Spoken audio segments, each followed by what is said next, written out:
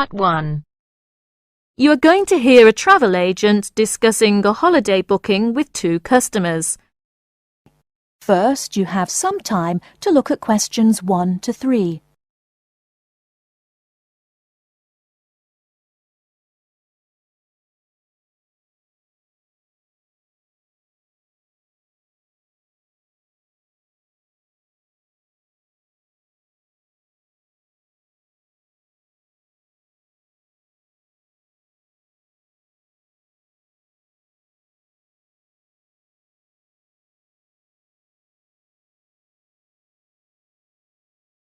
Listen carefully and answer questions 1 to 3. Good morning. Can I help you? Yes, good morning. We'd like to book a holiday for July, please. Certainly. Where did you have in mind? Oh, well, we haven't thought a lot about it, really.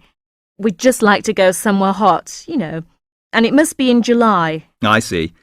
Well, let's get the dates cleared up first, then we can see about availability. What part of July were you thinking of? Oh, well, you see, we have slightly different holidays. I've got the whole month except for the last 5 days, so I could go from the 1st to the 26th. But my friend here doesn't start until the 7th, so I suppose it will have to be the middle 2 weeks, really.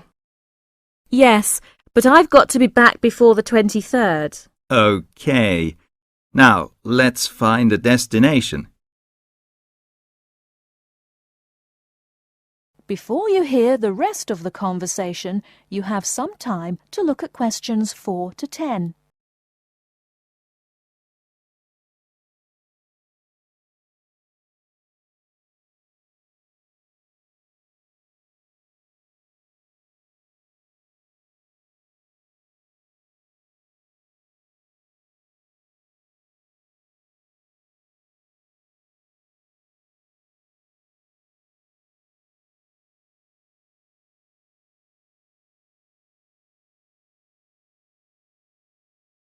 Now listen and answer questions 4 to 10.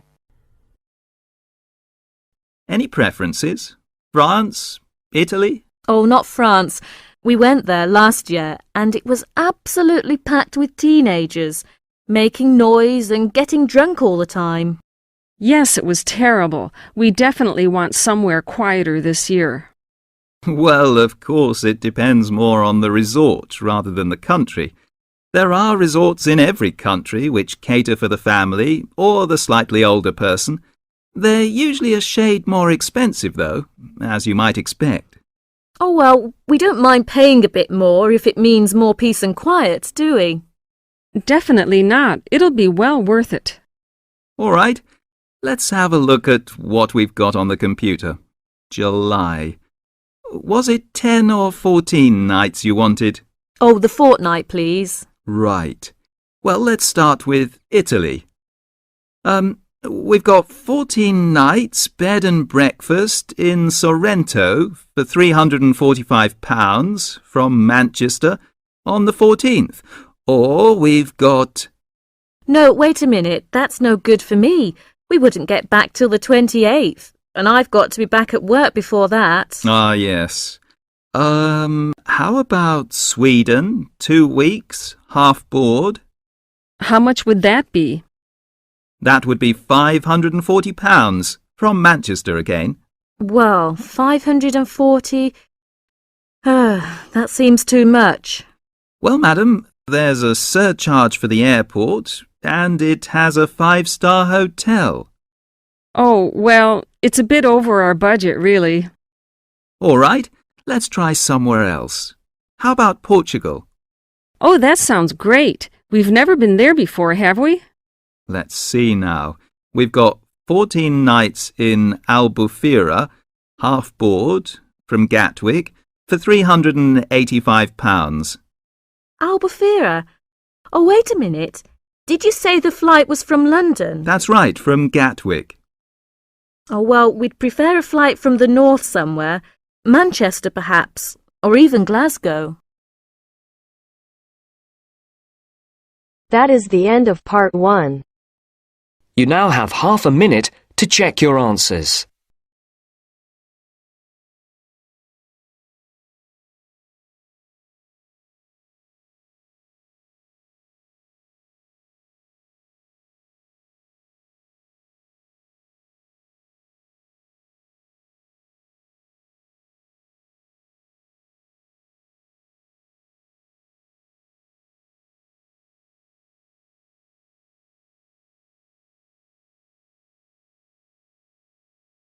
Now turns to Part 2. Part 2. Matthew East, a registered osteopath and a supporter of alternative techniques in healthcare. Matthew, can you tell us more about osteopathy? First, you have some time to look at questions 11 to 16.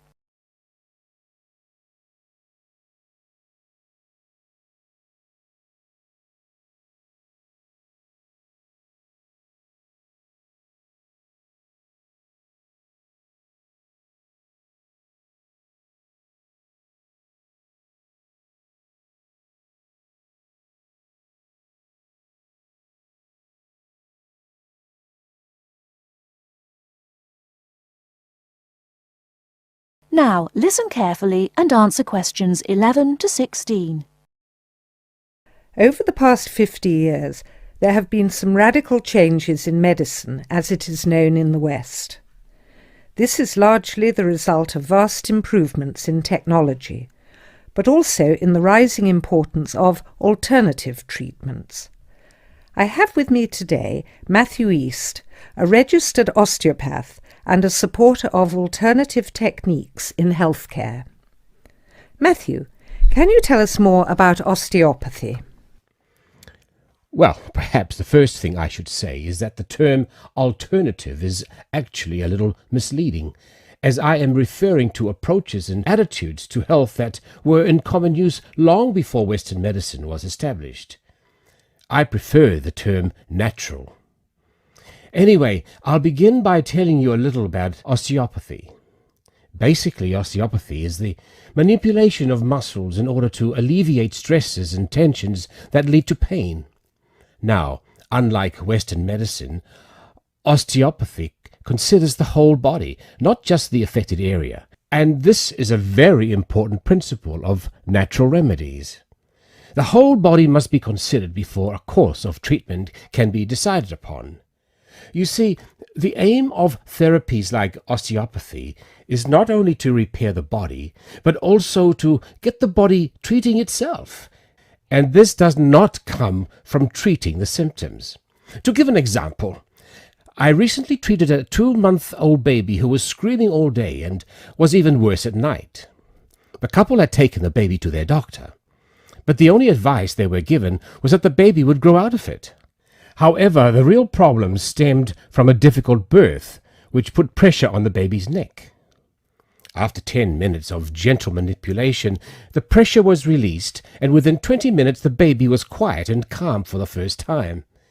This was achieved without drugs or operations. Avoiding such invasive methods of treatment highlights another of the differences between Western medicine and a more natural approach. You see, Western medicine often uses surgery in order to find a solution to problems that could have been addressed with simple remedies. A medical approach that looks closely at how essential an operation is before it is performed would offer patients a considerably less stressful method of treatment, not to mention the financial savings. Natural remedies actually amount to about 10% of the cost of a Western course of treatment.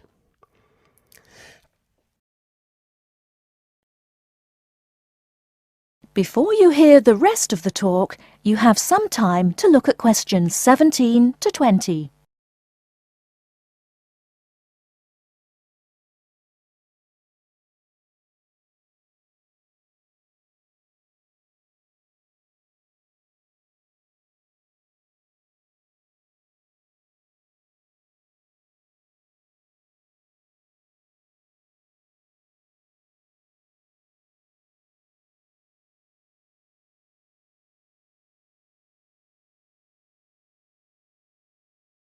Now listen and answer questions 17 to 20. I'd like to mention the subject of surgery again a little later, but I would like to say at this point that there are those that claim that the benefits of osteopathy and herbal therapies are largely psychological, that they have not undergone the clinical trials that pharmaceuticals have. To answer that, you only need to look at the example I gave earlier of the baby that stopped crying less than an hour after treatment, but was obviously far too young to react because of purely psychological factors. Another example can be seen in the successful use of acupuncture in the treatment of animals. In response to criticism regarding clinical trials, it is worth noting that the power of pharmaceutical companies is such that, although some drugs fail the standards required of them, they are sometimes still prescribed by doctors. Moving on to another point, it should be stressed that natural remedies, in addition to having no side effects, can also be applied to any patient. Now, I'm not suggesting that the same treatments are used indiscriminately. Although natural remedies can be used with any age group, the treatment selected is very specific to the person. By this I mean that not only the general health of the patient needs to be considered, but also their habits, diet, and lifestyle in order to build a complete picture. However, I am not suggesting that we should reject Western medicine entirely. In fact, there have been occasions when I have referred patients to their doctor, as I felt that in those cases it was the most suitable course of action. There are many situations in which it is by far the best option. Take emergency surgery, for example. Obviously, more natural remedies do not provide the speed required in such cases. The best solution would therefore be an open-minded combination of the two forms. Well, thank you very much, Matthew. That was a very interesting insight into natural treatments. Next week we'll be inviting Dr. Moore. That's Moore, onto the programme to argue his case as a doctor. Until next week then, goodbye. That is the end of part 2. You now have half a minute to check your answers.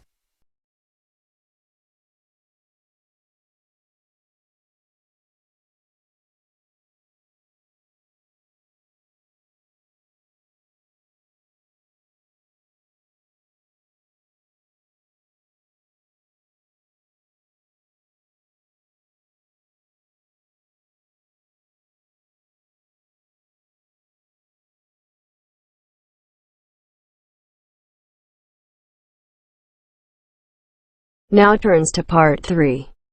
Part 3. You will hear two business studies students discussing a presentation they'll do on an article on working effectively in groups. First, you have some time to look at questions 21 to 26.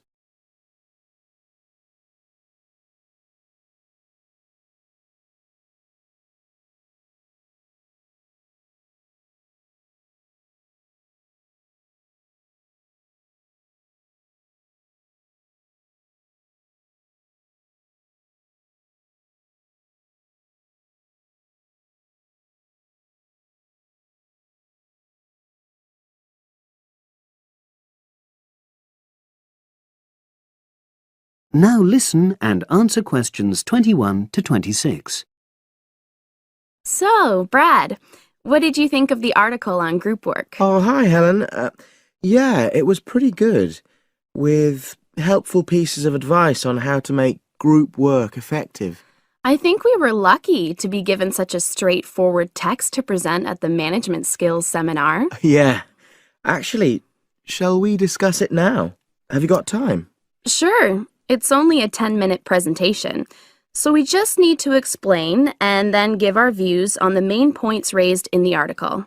I'll jot down some notes. Right.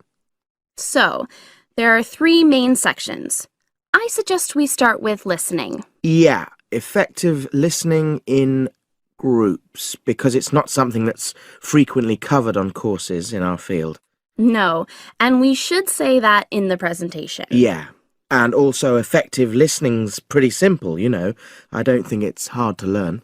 Well, people think it's easy, but in my experience, most of us tend to be very lazy listeners. Okay, I wouldn't argue with that.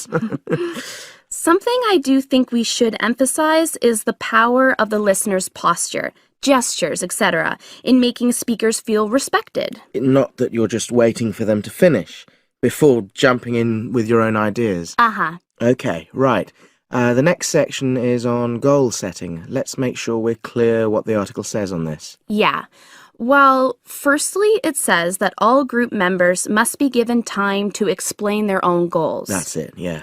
And then did it say that the whole group should agree on common goals? That's a bit too strong. It's more that everyone's agendas should be equally acceptable. But it does say that goals have to be realistic, Achievable within a particular time? You've got it.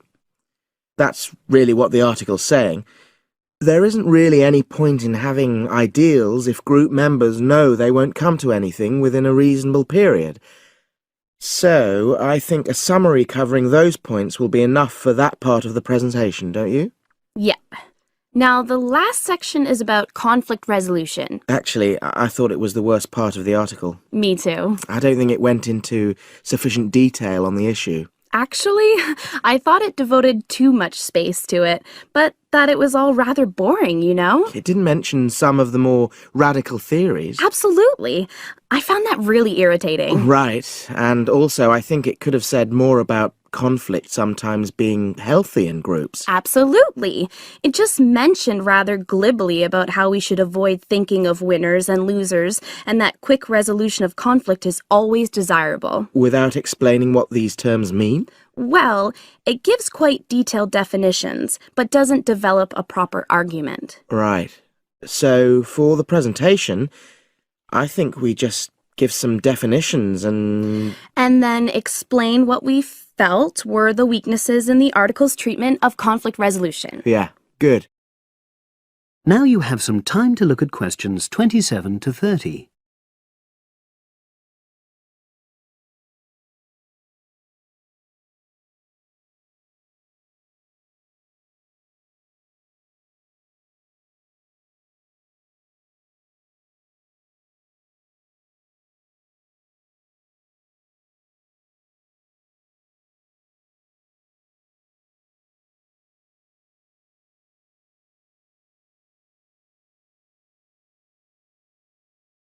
Now listen and answer questions 27 to 30. So, let's think about what we have to prepare for the actual presentation. Well, I suppose we'll use PowerPoint, but I'm hopeless at using it, especially if it has any visuals. I really have to look into doing a course on it because I know I'll need it in the future. Don't worry, I'm quite happy using PowerPoint and I'll put it together when everything else is ready. That's a relief. But yes, do that later. Okay. Now, I heard the tutor saying we have to include some well-chosen quotations from the article. I'm not sure if we do. I'll email him to find out. No need, I can just have a look at the specs he gave us when he set the task. That'll be quicker. But the tutor definitely said we have to prepare a handout to go with the talk. I'm not really sure how we do that. Sarah did one last year. Who's she? She's doing the same option as me in marketing. I'll ask her advice on what to include. Great. So that just leaves the bibliography at the end. I suppose it'll mainly be articles. Yeah. So we'll just look on the web, and we can leave that till later. But we've been advised against that. Well, we could have a look through some journals in the library. I think we should start by looking through module handbooks. I think that'll give us some good leads. Yeah, you're probably right. So that's all the topics. That is the end of part 3. You now have half a minute to check your answers.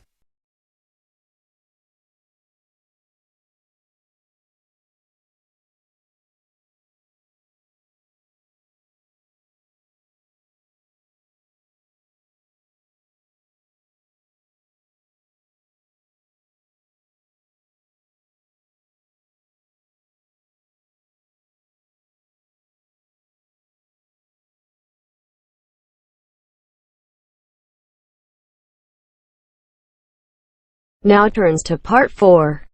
Part 4. Listen to the last part of the lecture. As you listen, complete the notes below. First, you have some time to look at questions 31 to 40.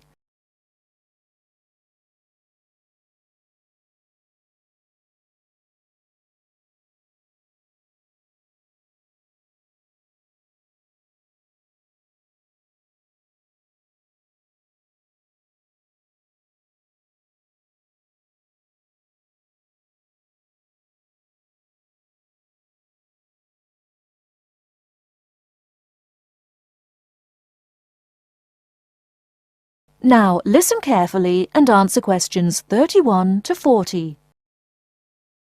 Last time I said that a lot of Irish people left the country and went to England, America and many other foreign countries. Today I'd like to talk about the emigration. The effects of immigration were not all bad. The immigrants experienced a lot of hardship in their new countries. There is a famous story about a park in Shanghai, where Chinese and dogs were not allowed. Well, in England, until into the 1950s, signs for jobs sometimes read, "Irish need not apply." The immigrants often experienced discrimination, but they formed many organisations to look after their fellow immigrants. Many of these organisations later became very important. In America, the Irish chose politics as the way forward, and significant cities were controlled by Irish politicians. This movement reached its peak with the election of John F. Kennedy in 1960. His grandparents came from Ireland, and his election had a significant impact in Ireland, helping the process of recovery of self-confidence which we have today. Today, there are 70 million people of Irish descent living outside Ireland. In America alone, there are 40 million people, and 10 million of these people have a 100% Irish background. They carried the culture of their home country with them and adapted it to their new home. They made changes which would be unthinkable in the home country, and we often laughed at the Yankees' Irishness. In fact, any immigrant who came back to live in Ireland, often after many years, found it very difficult to fit into Irish society again. They had been changed by the experience. These immigrants have always had an interest in the old country. The American letter was a letter containing dollars sent back to one's family. More recently, President Clinton has been very influential in bringing peace to the north of Ireland. Riverdance itself was the idea of a dancer who was American, who applied American methods to traditional dancing, and the fusion was immediately popular. Modern Ireland has been able to use the disaster of the last century to learn modern marketing techniques and apply them, without at the same time losing what is distinctive about itself. Riverdance is a demonstration of that distinctiveness. That is the end of part 4. You now have half a minute to check your answers.